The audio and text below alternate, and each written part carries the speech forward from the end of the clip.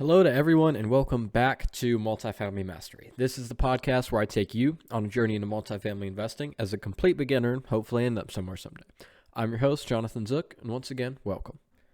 All right, so today I want to do a super short, quick episode on above and below the line expenses. So I've been working on underwriting deals recently and learning how that's basically the process of analyzing the deal, running the numbers, seeing if it's actually a good deal that can make you money or if it's not a good deal and then you shouldn't go buy it. So been working on that. It is incredibly complicated, so definitely glad that I'm starting to work on that now so I can get better and better and better, because ultimately my role in the team, I don't want to be underwriting, but you still have to be able to know how it all works, because knowing how the deal works, if you don't know how it works, then you can't be informed on the decisions that you're making, and you can't know how the deal works unless you know how to underwrite and how all that stuff works. So I've been learning that, and I came across above and below the line expenses, so I wanted to share that with you guys. One tip for underwriting that I figured out is that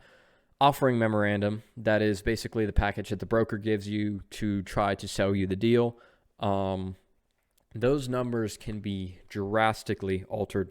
For example, one deal that I was looking at, the NOI was actually over $100,000 off of what the actual NOI was. When I went in and got the actual numbers, it was completely different. So, jumping right into this, above the line expenses are kind of ordinary, recurring operating expenses that you have for a property. So they could be, for example, property taxes, utilities, insurance, repairs and maintenance, stuff like that.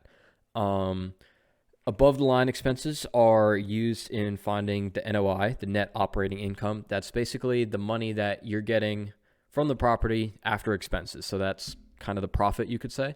So it is used in finding the NOI, which is then used to find cap rate, which is it can be a really important thing to look at when you're analyzing a deal. And a lot of people, they're very specific on what they want their cap rate to be. So real quick, the cap rate is basically the NOI divided by the value / cost of a property. And I'll definitely go into more detail on that on a later episode. All right, so below the line expenses, they are not included in the NOIs. There's things that are usually one-time expenses. They don't happen regularly, and they're kind of different. So those are capitalized expenses, and an example of below the line is something like a mortgage. Mortgages are always below the line. They're not included in the NOI.